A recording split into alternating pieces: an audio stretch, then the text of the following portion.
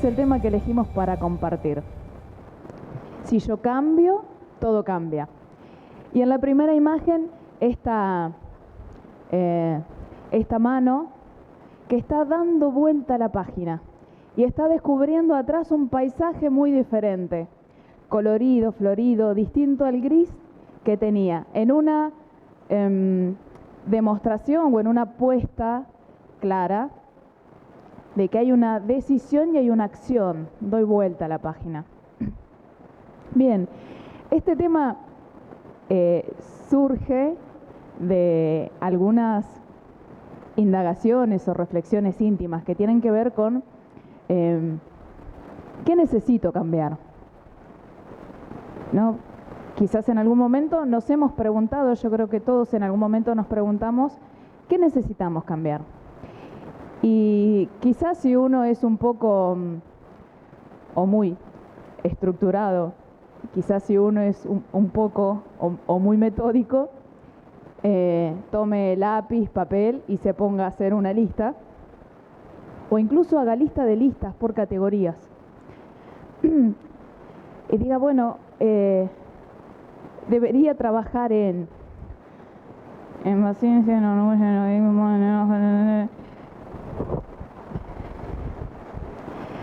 una lista larga. Y uno puede ser, quizás si uno sea un poco metódico o muy metódico, y un poco estructurado o muy estructurado, hasta quizás tenga un fibrón de color a la mano o distintos colores para resaltar esas cosas que tiene que cambiar respondiendo a ¿qué tengo que cambiar primero? ¿Qué tendré que cambiar primero de todo esto?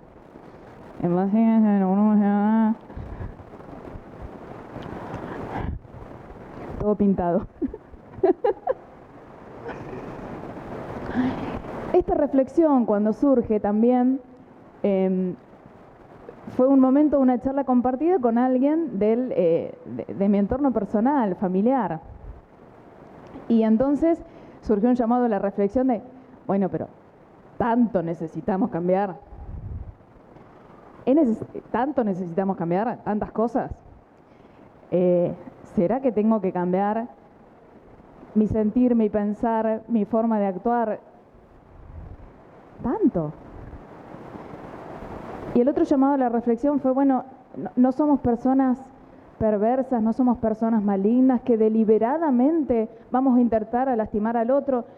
Nos equivocamos, erramos, a veces acertamos, pero no estamos tan mal. No tenemos nuestros altibajos, claro, sí. Bueno, pero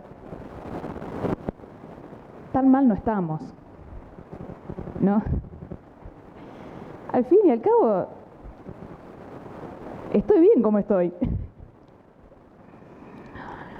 Y como nos reímos de esta reflexión, que yo de cierta manera explicité yendo desde aquel extremo hasta este, de todo lo que tengo para cambiar a si yo estoy bien como estoy. Y entonces compartimos en ese momento una historia que les voy a contar ahora y que venía a colación de todo esto. Dice que iba un tío a la vera del camino sentado en un carro de mula. Y al lado del tío de el hijo de él, sentado. Y en la caja del carro de mula, el pienso recién segado a guadaña. Que dicho en criollo, quiere decir que iba un tipo en una jardinera al costado de la banquina, con la alfalfa recién cortada, sentado al lado de él su hijo y adelante la mula. Como iba en una carretera muy transitada, de hecho era un acceso a Francia, había mucho tránsito y mucho turista. Y entre esos turistas iban 3 en un auto, desorientados. No sabían una jota de español, ni una jota. Y andaban buscando el camino a Gerona. Y en esta desorientación, ¿a quién le van a preguntar? Al del carro de mula. Entonces salen de la autopista y se ponen al costado de la banquina para alcanzar al carro de mula. El tío, la mirada en el horizonte y las riendas en la mano. Entre ellos tres, de una forma media implícita, sin ponerse mucho de acuerdo, tienen este razonamiento. Estamos cerca de Francia, es muy posible que este hombre entienda algo de francés, y entonces, muy mal francés, el que iba manejando le dice: Monsieur, c'est la voie la porta la Girona. Y el tío: disculpe, pero no le entiendo. La mirada en el horizonte. Entonces el que estaba al lado, porque adelante iban dos y uno iba atrás, sabía inglés. Y entonces dice: el inglés es un idioma más internacional para el turismo. Debe entender algo de inglés, lo debe haber escuchado en algún momento. Y entonces le dice: Mister, is the way to go to Girona? Y el tío: peor. No le entendió al otro, menos a usted. Y ya se estaban por ir, y el de atrás dice: scusi. Sabía italiano, entonces dice: español, latino. Signori, la autostrada me porta la Girona. El tipo hipertérrito: ala, que no les entiendo. Clava la vista en el horizonte, para aquel lado nada. Fin de la conversación. Las personas entendieron, aceleraron y se fueron. Como testigo de todo esto, el nene estaba sentado al lado. Estaba mirando. Escuchó lo que pasaba entre ellos. Y entonces, después de un rato que se queda callado y pensando, le hace esta reflexión al padre: Padre, ¿no has pensado que sería bonito saber idiomas? ¡Ja!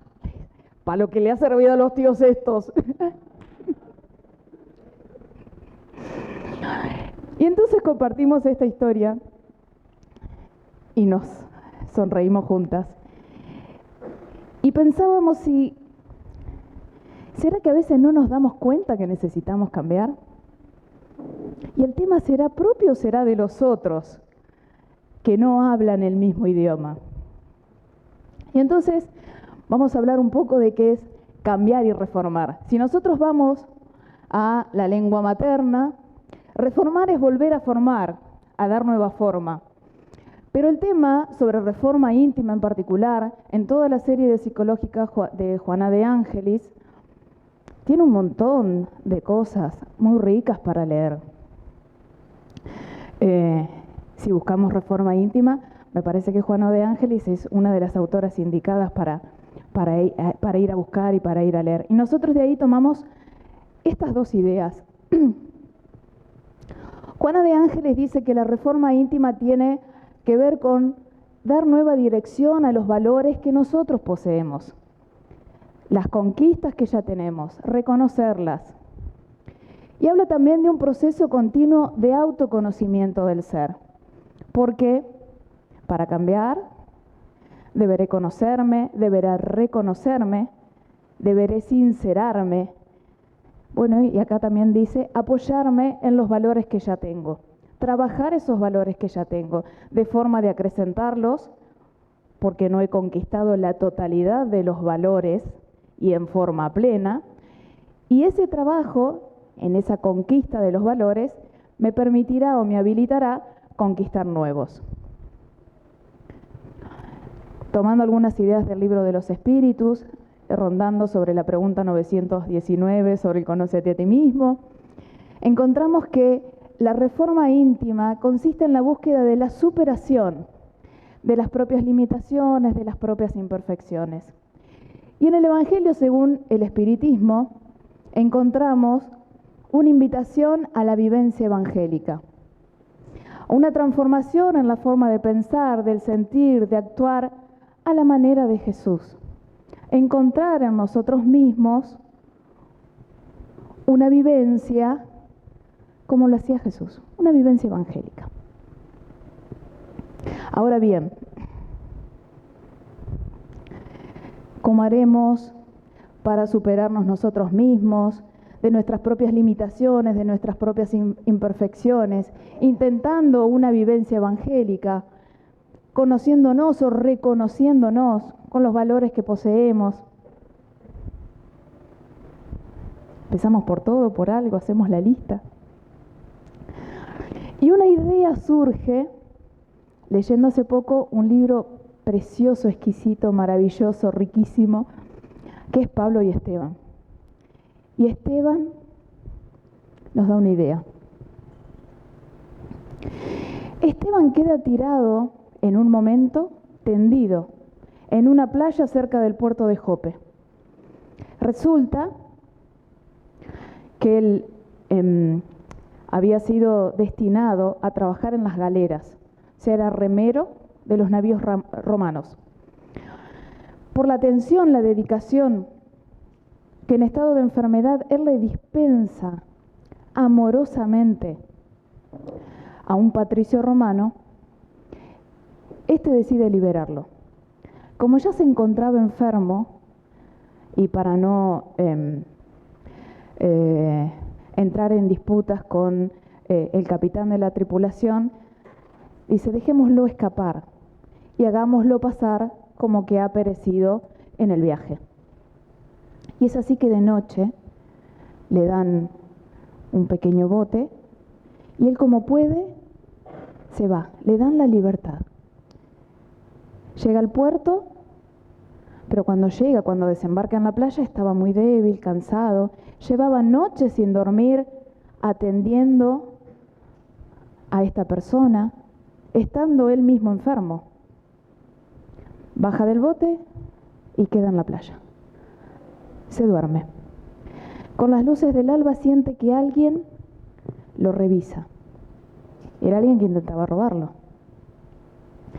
Se da cuenta de esta situación. Y cuando lo está robando, involuntariamente hace un movimiento que al otro lo pone en alerta e intenta defenderse.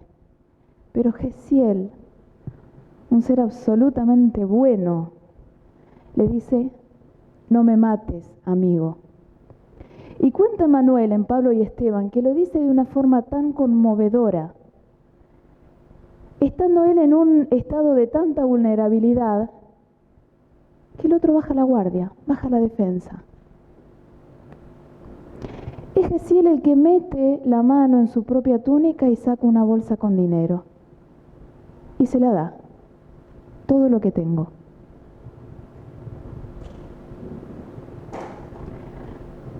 Toma la bolsa de dinero y le dice: amigo mío, necesito tu ayuda.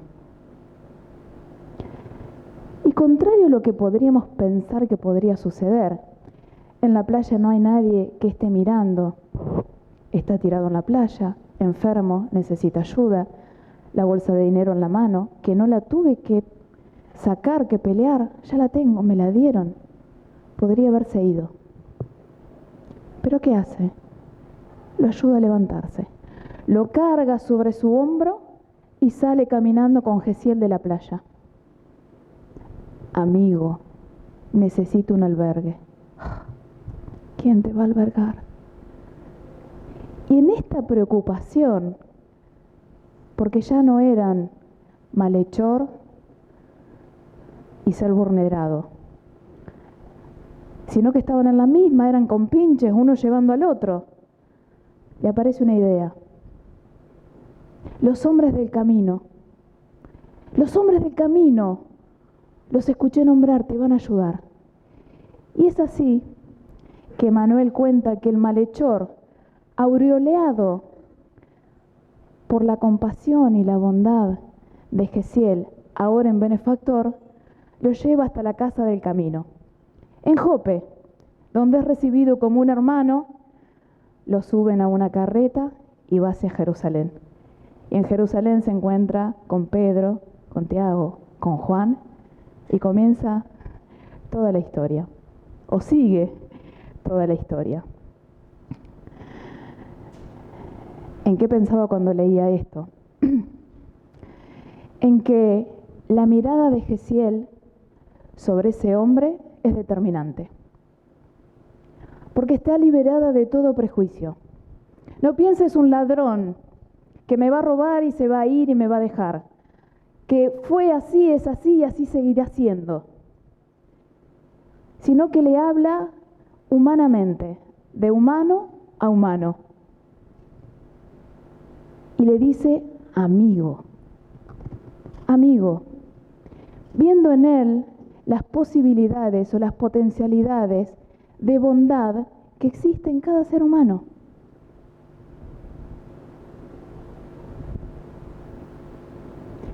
Eso es lo que el otro siente. Y entonces, lejos de irse, buscando lo que tenía,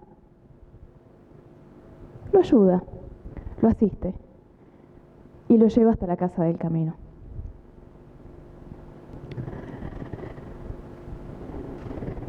Esto se conoce como efecto Pigmalión, o también en la psicología y en la pedagogía como mirada apreciativa. Hay un pedagogo español, Rivera, que dice que nuestra mirada frente al otro condiciona la calidad del vínculo con el otro. No solo la calidad del vínculo con el otro, hace que ese vínculo se genere o no se genere. Pero no solo condiciona la calidad del vínculo con el otro, sino las posibilidades de realización del otro. Porque cuando estamos hablando de la mirada que uno pone sobre el otro, estamos hablando de que me presento frente al otro con todo mi sistema de creencias, mis prejuicios, lo que yo pienso que es y que será, lo que yo creo que está llamado a ser o no, las posibilidades o no que me parece a mí que el otro tenga, de lo que me dijeron, de lo que me parece, de lo que es su familia. Cuando somos padres, muchas veces nos es muy claro que eso pasa de esa manera. Te vas a caer, te vas a caer, te vas a caer, te vas a caer. Te caíste. Te dije que te ibas a caer. Te lo dije. Algunas veces yo he pensado si justamente nuestros hijos no nos aman tanto, que eligen responder inconscientemente a nuestras expectativas, sean cuales sean nuestras propias expectativas. Y responden a eso. Entonces uno comienza a pensar y a cambiar esa forma de comunicarse, a morderse un poco la lengua. Diría la abuela, mordete la lengua. ¿Cuántos no se caerían si dijésemos, corre fuerte, volá, ganá la carrera? Salí primero, segundo, último, pero disfrútalo. Sé niño. Y vuelvo. ¿Cuántos hermanos no se caerían, y no estoy hablando del raspón en la rodilla, si hubiese otro hermano que nos dijese, sos un ser extraordinario? Podés hacer todo lo que quieras hacer. No tenés techo, no tenés límite. Sos muy inteligente, te quiero mucho. Y si te caes, yo te voy a curar. Esto está probado, está testeado, dice un amigo informático. ¿Está testeado? ¿Pasó por testing? No es una mera hipótesis, está probado.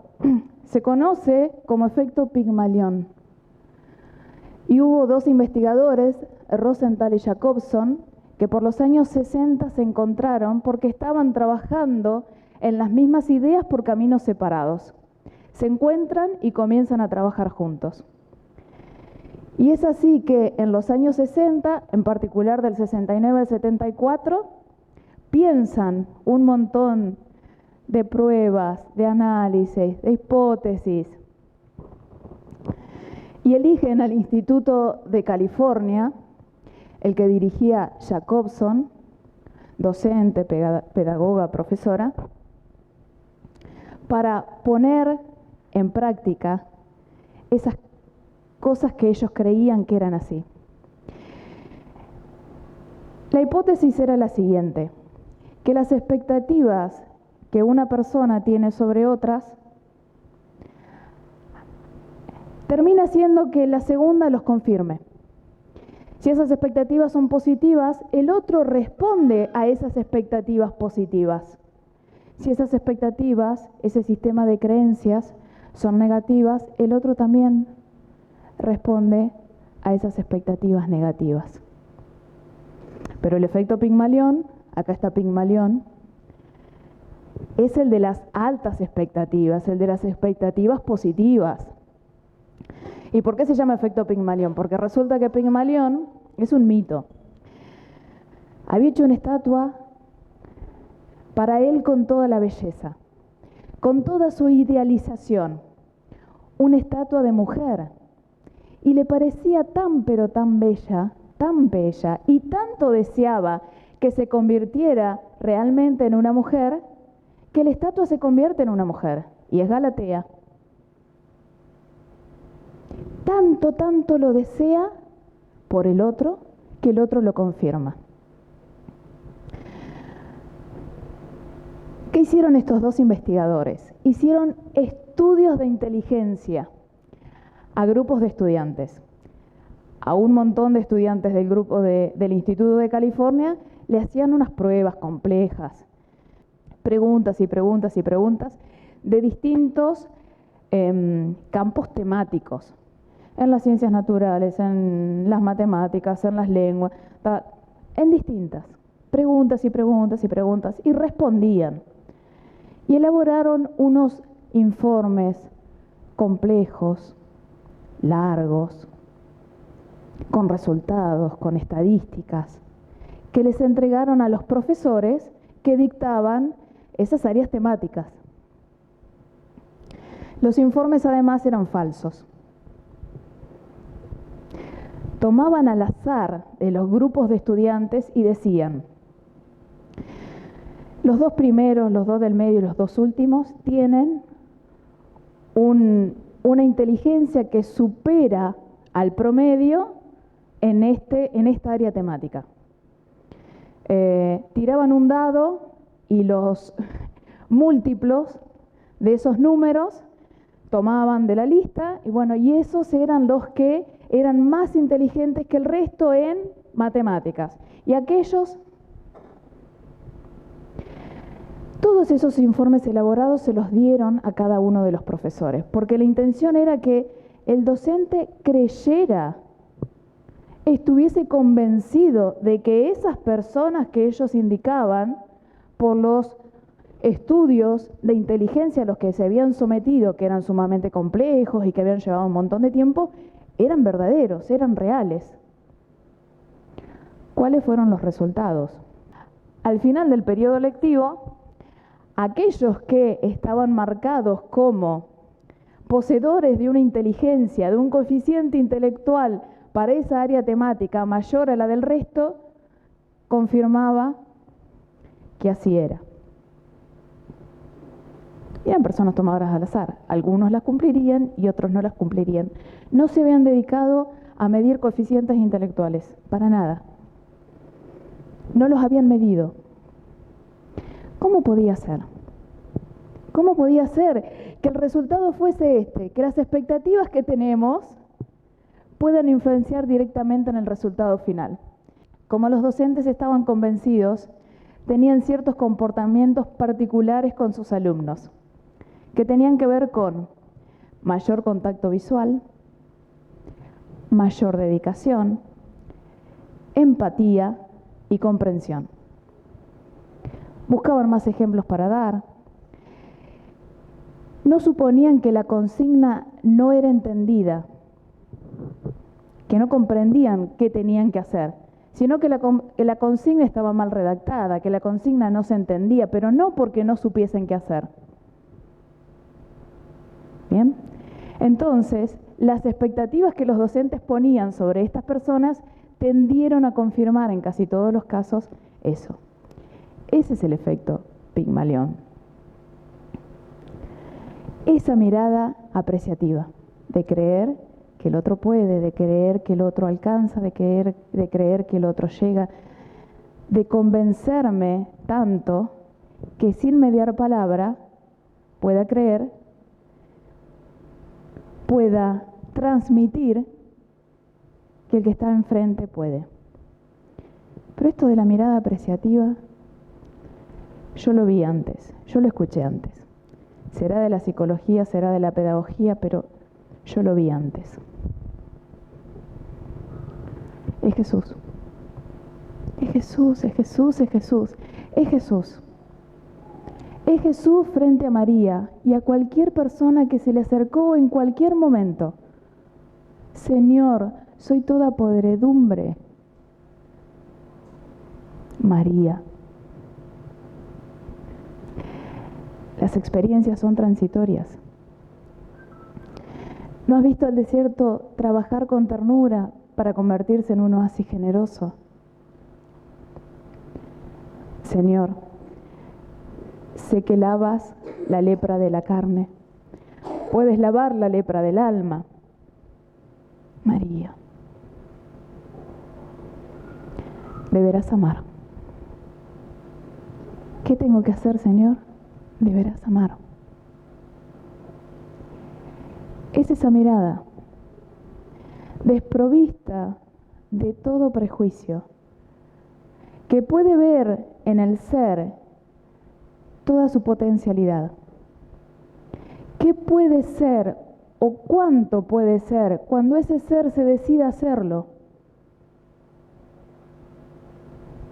Con el influjo del amor de Jesús, con la confianza de Jesús. Y también lo vi en otro lugar. Lo he visto en el 6, empírico. He visto desarmar bloqueos, he visto desarmar conflictos con la lectoescritura. No puede escribir, no le sale, quedó retrasado. Este niño no puede. Y he visto como un colaborador que cree en él y que dice, sí, vos podés, juntos vamos a poder. Es esta mirada apreciativa de él, vos podés, corré, volá, ¿quién te pone el límite? Yo no te lo voy a poner. Y si te caes, te acompaño. Y entonces, alguna amiga que no iba a poder escribir, porque a alguien se le ocurrió, le pareció que no. Después de unas clases pone, ya sé leer y escribir. Y ya sabe que pudo. Y ya sabe que puede ir por más. Esta mirada apreciativa la he visto en grupos de personas. Acá hay un grupo de adultos responsables que llega hasta acá,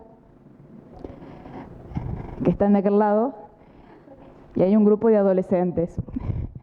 Perdón, Pablo también está, es así y así. Están los adultos responsables y los adolescentes. Los adolescentes empiezan acá con el que tiene el sombrerito. Son 4, 8, 10, 12 chicos. 12 chicos. 11 programadores, 10 diseñadores en 3D, 3 pianistas, 5 guitarristas, 12 basquetbolistas, 12 futbolistas. Pero estos chicos rompen todas las estadísticas. Pero son unos genios, cocinan además. No se puede creer.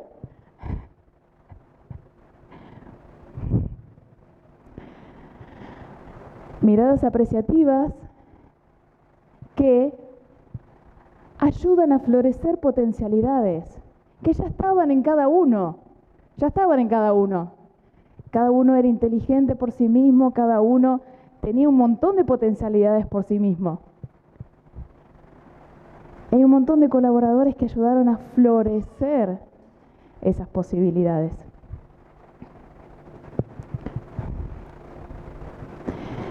Y entonces si yo cambio, todo cambia. Si yo puedo comprender esto y poner mi mirada apreciativa y morderme la lengua, como decía la abuela, mordete la lengua. Si yo pudiese sacar el prejuicio de mi mirada, si yo pudiese mirar con amor al otro, y esto no quiere decir no tener criterios, no quiere decir no ser crítico, no quiere decir exponerme o convertirme en vulnerable, no tiene que ver con eso. Tiene que ver con poner una mirada de amor hacia el otro.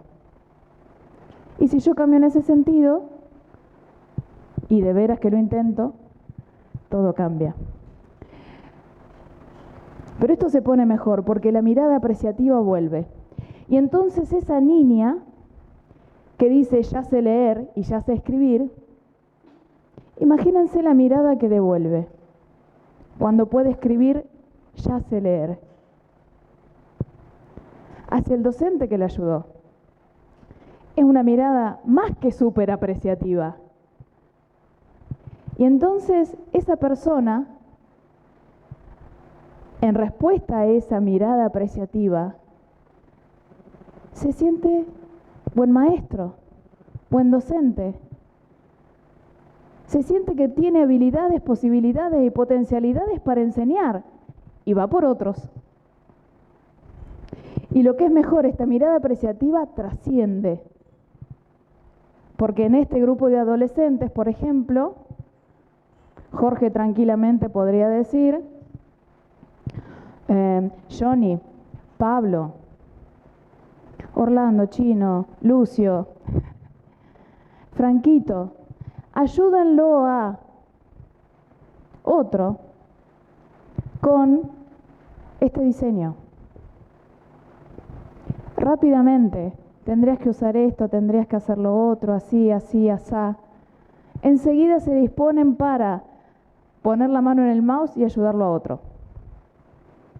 Orlando, ayudarlo en el piano a fulano. Sin duda. Lucio, enséñale cómo estás haciendo a Mengano con el piano. Inmediatamente. Y entonces, no solo es conmutativo, sino que es transitivo. Y podemos hacer una cadena de una cadena de una cadena. Y para cerrar y como reflexión, ¿qué cambiaría y cuánto cambiaría en el mundo si nos proponemos poner, más que la mirada apreciativa, la mirada cristiana, sobre otros?